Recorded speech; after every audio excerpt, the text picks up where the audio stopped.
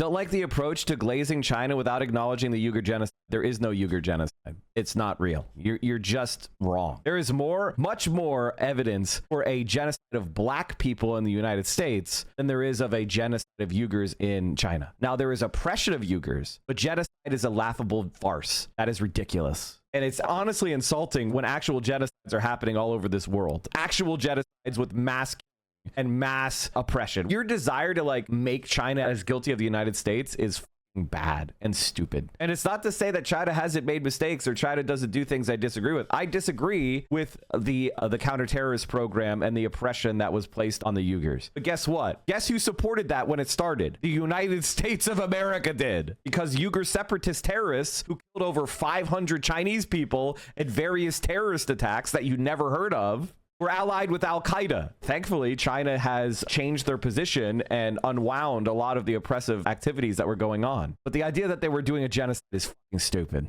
Uyghurs are absolutely being put into culture camps to conform.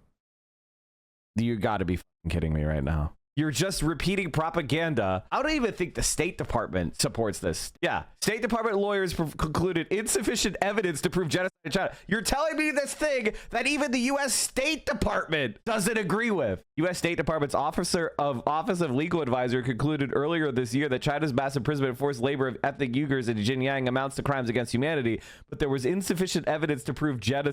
By the way, I oppose forced labor, but do you know who the biggest proponent of forced labor is in this fucking country? America. Have you never heard of Angola prison? Like, what the fuck are you talking about?